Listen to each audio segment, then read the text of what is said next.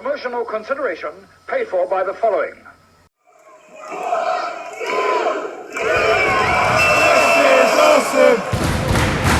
This is awesome!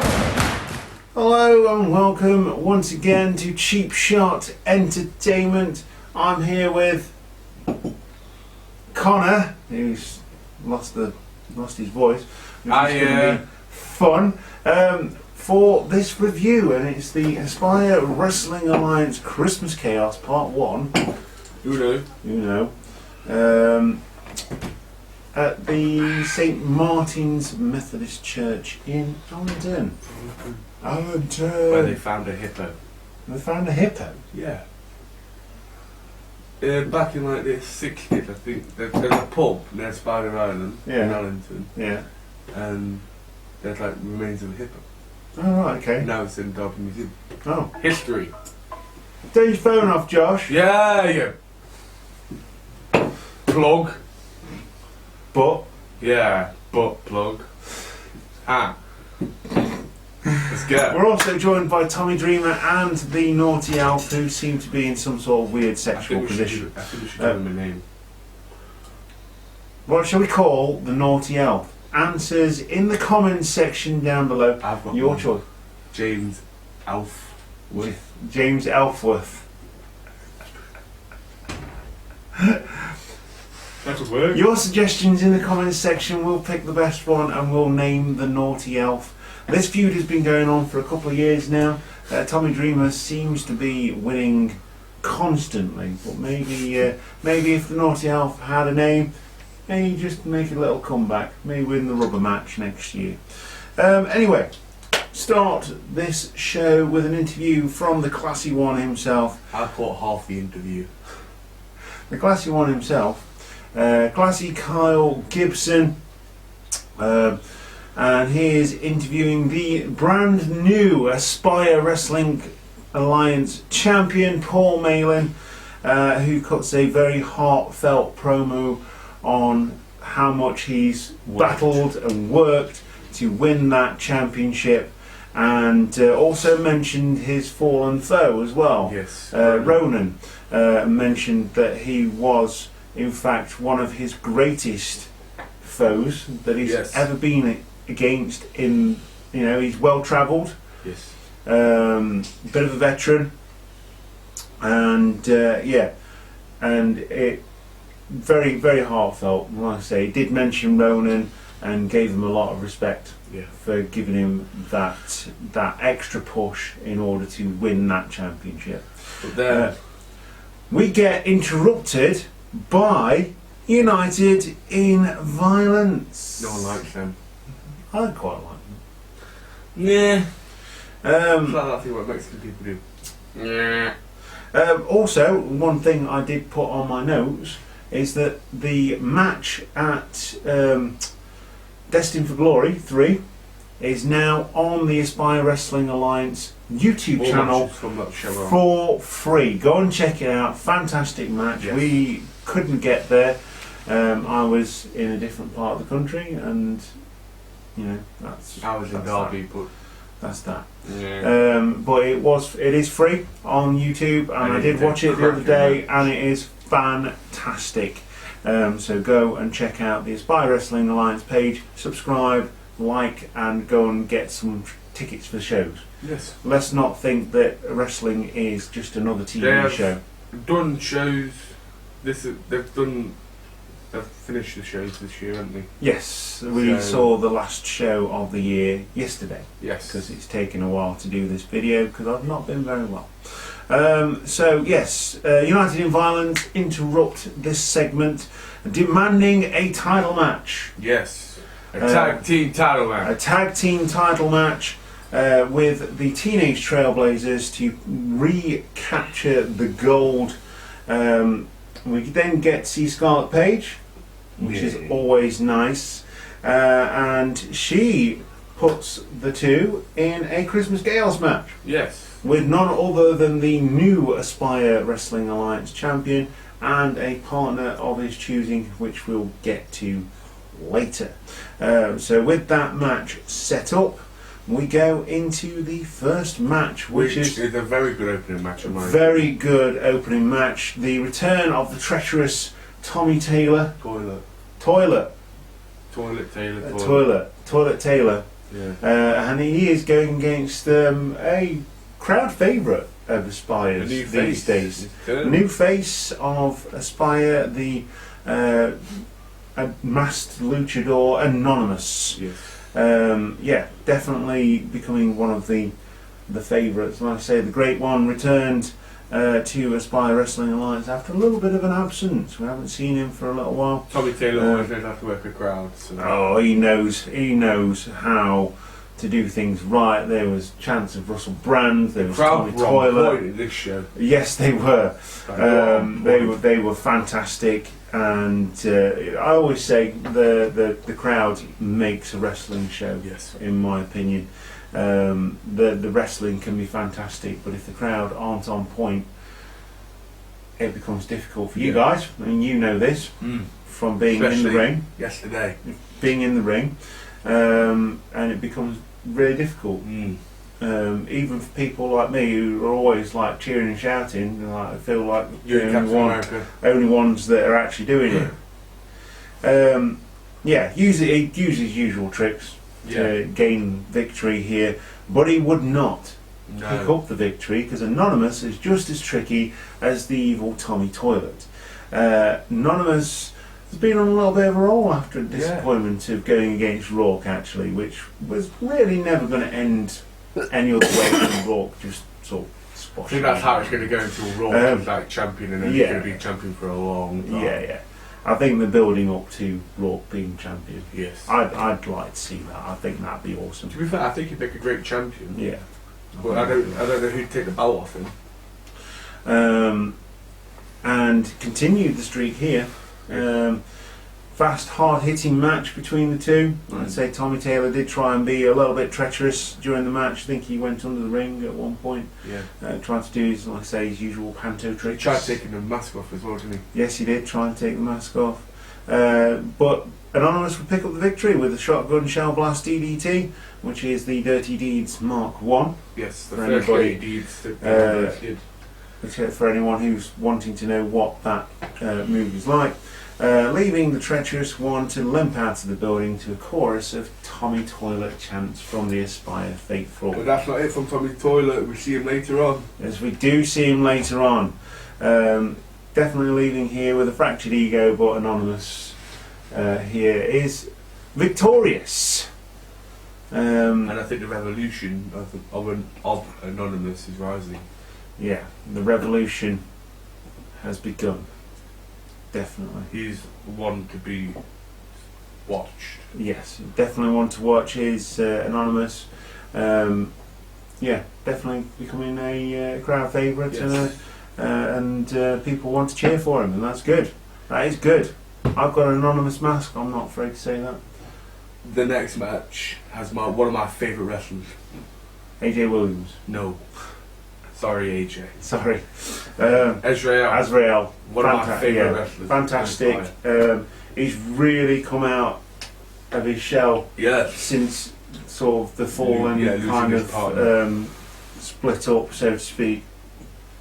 I mean, really showing what he can do. He's been on a roll since that match with Paul. Yeah. The match with Paul Malin was absolutely fantastic. Back in October? Yeah, one of my favourite matches of the year, and if we do a match of the year candidate, I'm going to throw that one in there. I think. Indies and then win? Yeah. I'm going to throw the Azrael Paul Malin match in there, and the first Rourke Bam Bam Barton match. If I had to throw a match in there, I'd probably throw Ronan Paul in there. Yeah. Any of them, any given match between those two. The Azrael, obviously the more experienced of the two. AJ Williams, I'd say he's still a relatively newcomer. Still a relative newcomer. Quite impressive as a relative. Yeah, he knows how to get the crowd on his side. He knows what he's doing. He knows the ring work side, the mentality side of the he knows what he's going to try and do to win. And quite agile, actually. For quite a bigger lad. For a bigger chap, he's quite agile, much like Azrael. Yeah. They complement each other very, Azrael very well. is very quick on his feet, yeah. as we discovered with his new finish. And again, very ring intelligent. Yes. And his new finish really caught me off guard, which was, it was fantastic. Yeah. It was like, what would you call it? Well, it kind of like. It looked like he did a DDT, and then he just like rolled backwards and just sat. It was almost like a double underhook DDT. Yeah. And then he rolled back and hugged the leg grapevine. Like, what's his Angel Garza's. Yeah, what did he call it? Broken wings? Yeah, he called it broken wings or something like that. Clipped wings. Clipped wings, that's it. But yeah, double underhook, like a reverse full Nelson into the choke. AJ Williams has no choice but to tap out, otherwise he's going to pass out. And Azrael picked up the victory. But he carried on the assault after the match. He did. He is evil. He is a fallen angel after all. Yes. An angry Smurf, a sunburnt panda. Someone said yesterday, fatty. We don't condone that kind of behaviour in wrestling shows. I thought it was absolutely disgusting, to be honest. Yesterday's and that was from a child. Sort your kids out. Yeah. Or to get a backhand off Azrael. And choked out. No? Okay. But who would save AJ Williams? If you're not other than Charlie Maverick. Charlie Maverick, who is an occasional partner of AJ Williams, makes the save. I think they'll make a great tag team, like superhero in training for AJ Williams. A superhero. Yeah. A superhero in training. There you go, there's an idea for you. Makes the save after Azrael continues his assault. Yeah. And Azrael runs away with his tail between his legs to the back. And we move on. The one thing I've just got to complain about in this show was the seating. My legs were just dead. Yeah, they do try and pack them in, which they make the money, which is fine. But then loads of people don't turn up. So we did some furniture arrangement, didn't we? And got a bit of more room for the second half because we're two big guys, big boys, big men. Anyway, not like WCW. Yeah. This tag team is actually growing on me though. The firm, right? The firm complement the Teenage Trailblazers really well. They're growing on me, the firm are. I said this the last time I did a review of the Sinfin show in November. Yes. It was the Teenage Trailblazers against the Ministers of Mayhem. Thank you, Josh. You're welcome. And the two teams, although they put on a good match, the ring wasn't big enough. The ring wasn't big enough for them to run around and bounce, and they didn't know who to cheer for. There's got to be a natural heel-face dynamic thing here.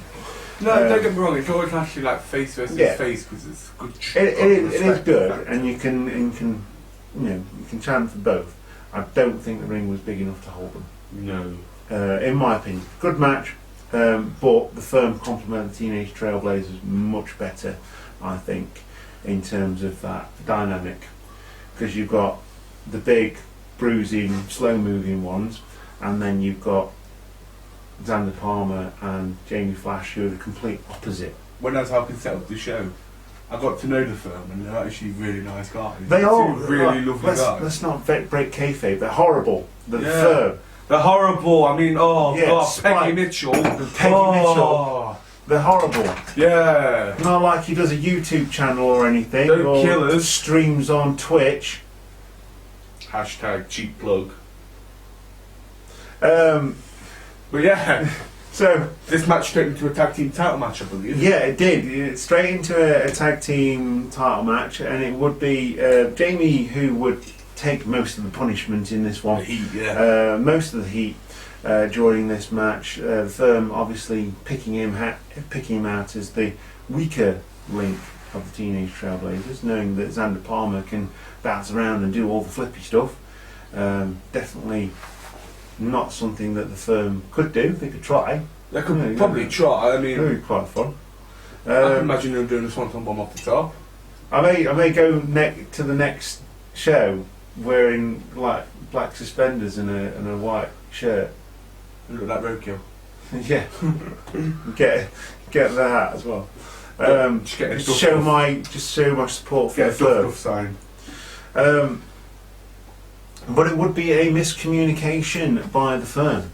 It looked like they were going to do a pop-up power. Yeah, it was Spike who sent Xander Palmer. Was it the other way around? Stevie Mitchell sent Palmer into Spike, who would pick him up for a sort of a last ride powerbomb type thing. Xander Palmer would reverse this into a Hurricane Rana, and he took out Stevie Mitchell. Stevie Mitchell was on the outside, and in the confusion, the most devastating move in professional wrestling today. The count is 4 now today. 4. 4. The most devastating move in professional wrestling today. The roll-up was executed perfectly by Xander Palmer, and they would pick up the victory and retain the Aspire Wrestling Alliance Tag Team Championship. I've got a question. Yeah. Who do you think is going to go and take the titles off Teenage Trailblazers? Because Aspire's tag team division is on fire at the moment, in my opinion. It is. They've got quite a lot of tag teams that I think deserve opportunities. Yeah. Be difficult to say. I quite like the firm. I'd like to sort of come in and be that old conquering, dominating team that would pick up that championship. Am I right in thinking the firm hasn't won a match yet? Or they've won one? I think it was Charlie AJ Will. Yeah, I think they've won one. Then again, they've only had like 3 matches. Not doing too bad. So, and one was for the tag team championship. So they're not going to pick up this. Yeah, that's a testament to how much hard work they put in. And like you said, you talking to them, setting up the ring. So they know where they come from, and they're quite happy to set up and take down rings and stuff. But yeah, leave the comment section if you think of any tag teams. Yeah. Make some suggestions of tag teams that you think would take the titles off the seemingly all-conquering Teenage Trailblazers at the moment. They're definitely on a roll, although they did lose a match against the what are they called? 5-Star Express. Yes, I think either 5-Star Express could take them off them. Although that was a bit of a cheap victory. The Steel Brothers. Yeah, the Steel Brothers. And then you've got AWOL as well. AWOL, yeah, they're very nice. Yeah, and they picked up a victory on Saturday. Yeah, the fun day. We should do a video on that. Yes, against yourself. Wasn't it against yourself, was it? No, it was against that's why I don't do fun. Charlie and AJ Williams. Yeah, it was against Charlie and AJ Williams. Yours was Sean, wasn't it? I was against Robin Gray and the insurance policy. Anyway, yeah, Robin Gray. With Christy at ringside. So, Jack Sparta would come down next. No beatboxing. What's happening, Jack? What's happening? No beatboxing for this one. He comes down and talks Rothrock. Rothrock then comes down to meet his greatest rival in recent times, Jack Sparta. Comes down, Rothrock uses all of his wealth of experience and goads Jack Sparta into a police battle on a pole. Looks like he's in the best shape of his career, in my opinion. Yeah, he's when he first started Aspire to now, he looks in better shape. No offence. I know I can't talk.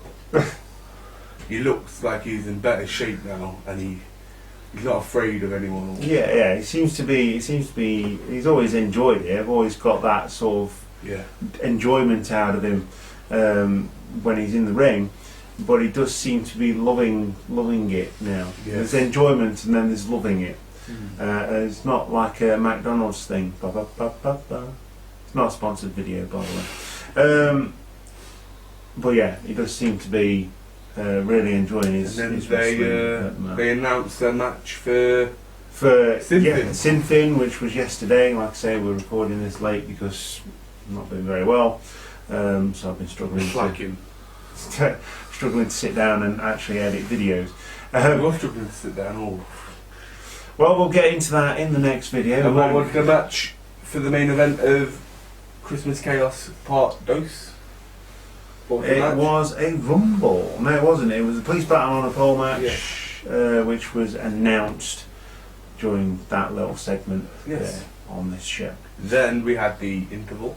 And then the blow off for the Rourke versus Bam Bam Barton feud trilogy of matches. The ring was just not big enough to hold these two on two occasions. You know what spot I'd like them to do, but I don't think they'd ever do it. You know, the suplex off the top rope and the ring just implodes. Like, yeah. That'd be cool. That would be cool. But it might hit a champion in the face. Yeah, I'm going to say it's not quite WWE where you've got all the extra space around the ring. You know, you could do that safely in that sort of environment. Or a hole in the ring then. Yeah, put some mats underneath. Yeah. As long as they're willing to do it, I think people are willing to work around it, because obviously you'd have to take the boards out from that particular part. Anyway, we're breaking kayfabe. Sorry. Lumberjack match is the next one. Rourke and Bam Bam came out, and then Scarlett came out. And yeah. So there was no way that this was going to be a straight one-on-one contest between these two. Because it could go anywhere. It could have gone anywhere. Not a chance that was going to happen. So Bam Bam Barton and Rourke come down to the ring. They're ready to go. Scarlett Page appears. Woo! And cheap pop for Josh. Cheap pop for Scarlett Page. The general manager of Aspire Wrestling Alliance. She's doing a good job. And she's doing a fantastic job. She is, definitely. Keeping all these giant children at bay with her matches. It's like running a school at times, isn't it? Like a classroom. So, yeah. Rourke versus Bam Bam Barton 3 will be announced as a lumberjack match. We then get introduced to the lumberjacks as they surround the ring. For example, some of the lumberjacks were Tommy Taylor. Yeah. Anonymous? Was Anonymous there? AWOL were down there. AWOL. Kyle. Charlie. Teenage Trailblazers. Yeah. There was a lot more faces than heels, yeah. Which was an interesting thing, because when you took someone out of a lumberjack match, you expect the heels to go after the face and the faces to go after the heels, and then but they were pretty they didn't pick sides, the lumberjacks. They just went at it and did what they needed to do, so it was good in that respect, definitely. If Aspire did awards, I think this could be match of the year. Ronan Paul. I did like this match. I think I liked their first match better. I loved this match. This match was great.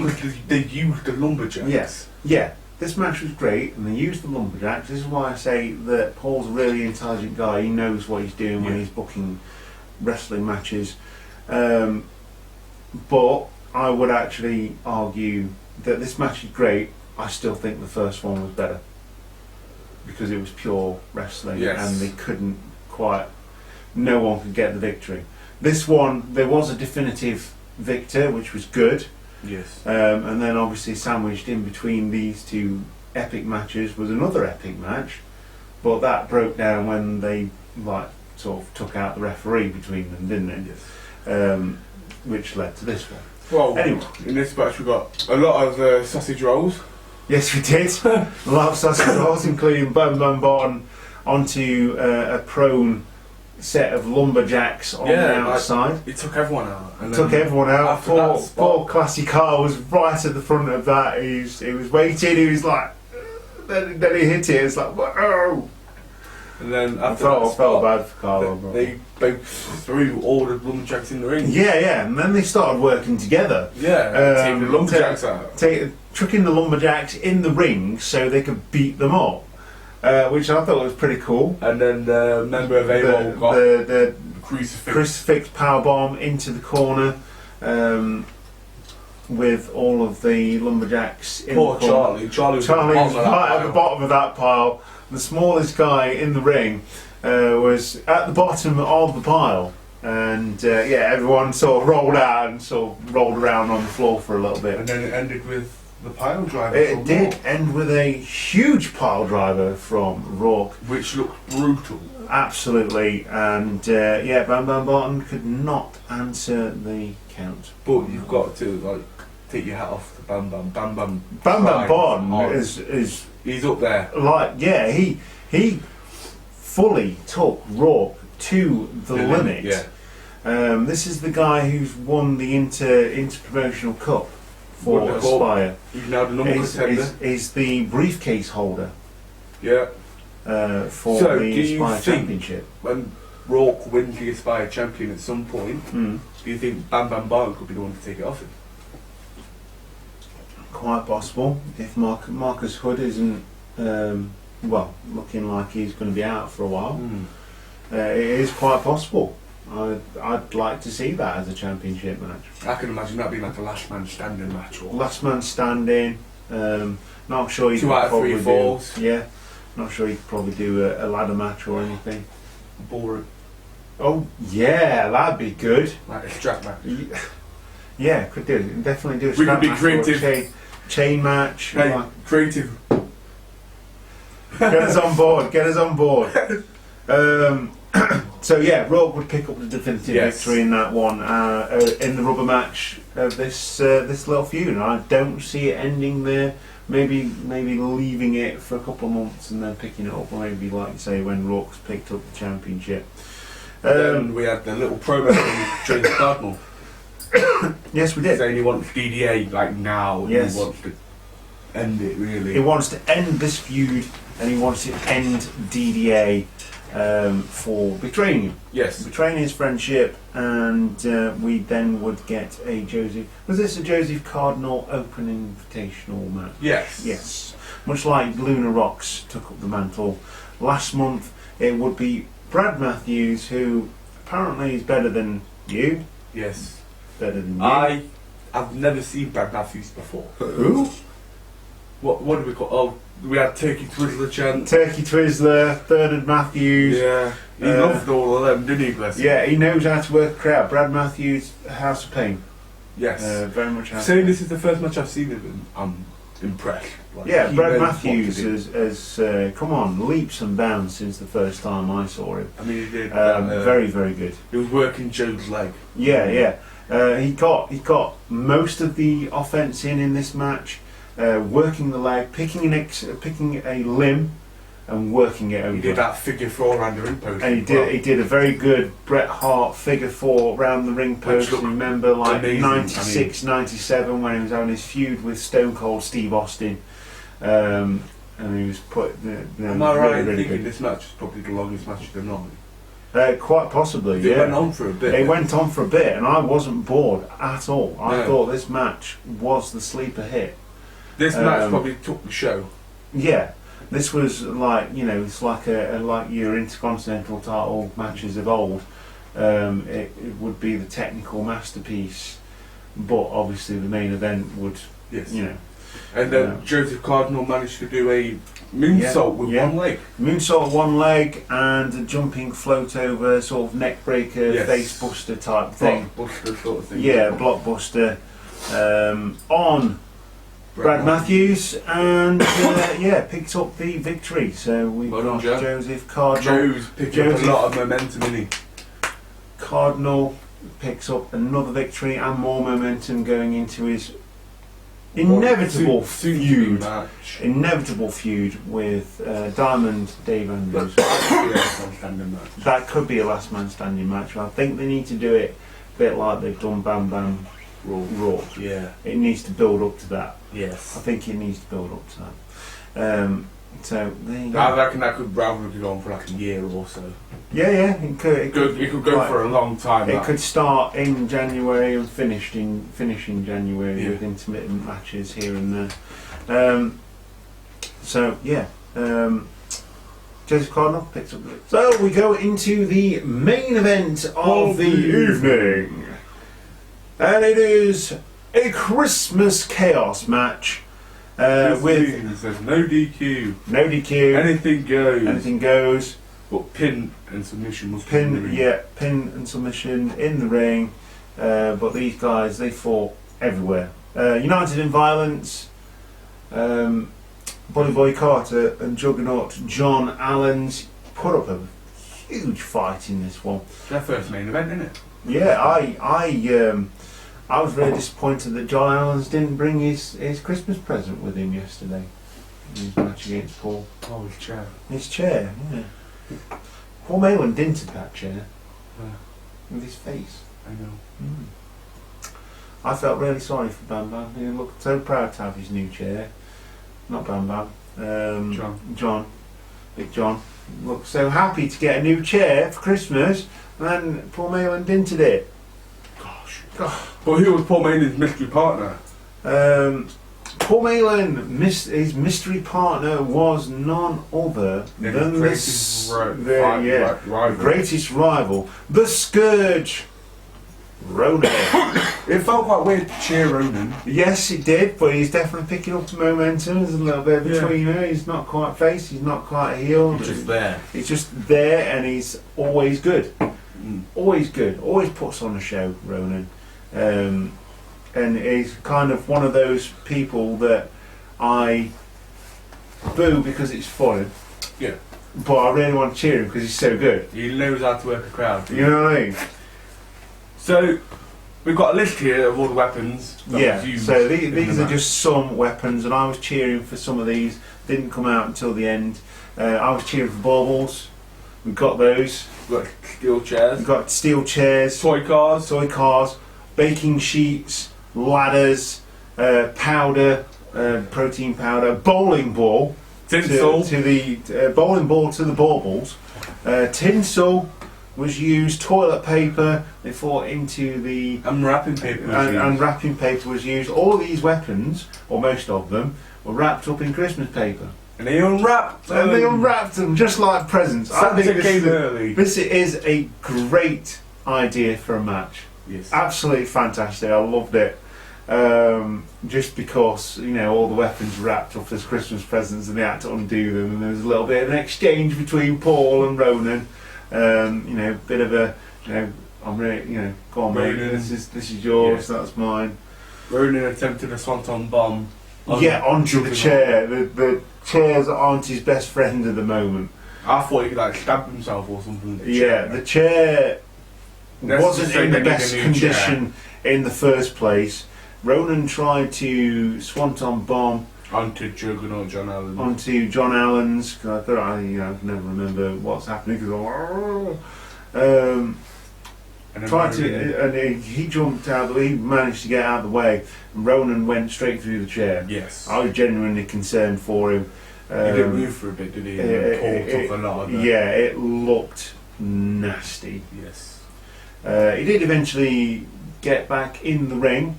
We got more weapons, more baking sheets, more chairs. Like I say, the toy cars. Yeah. Very much Home Alone. I tried to get a Home Alone chant going, and no one knows what it is.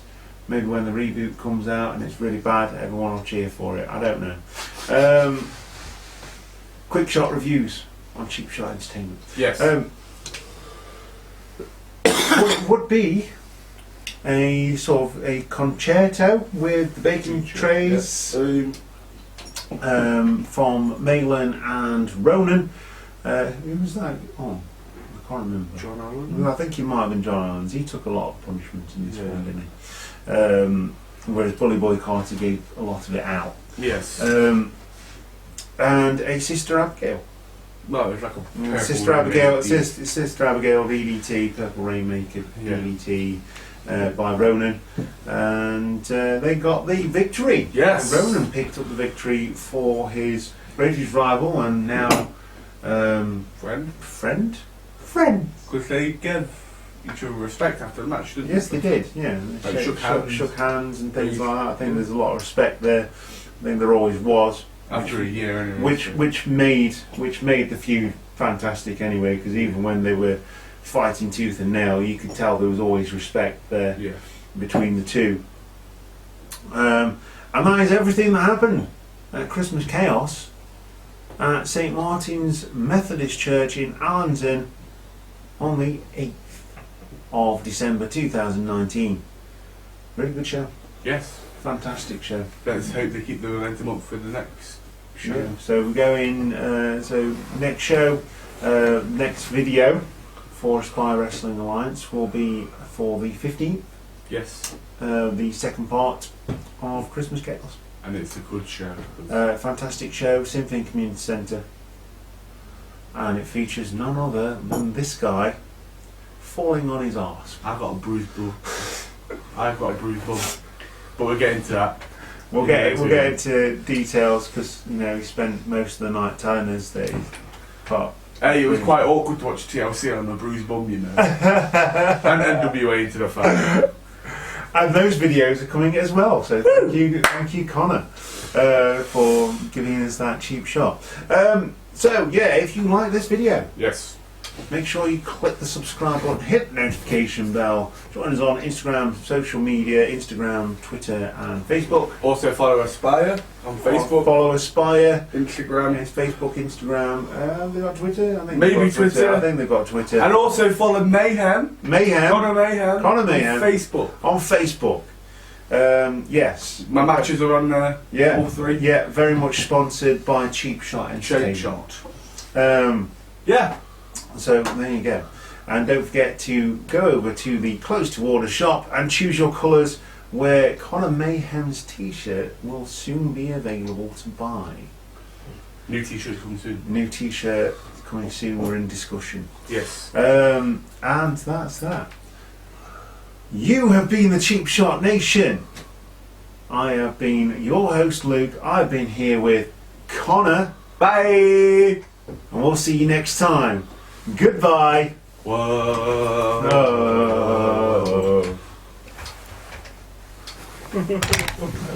Oh yeah, Josh.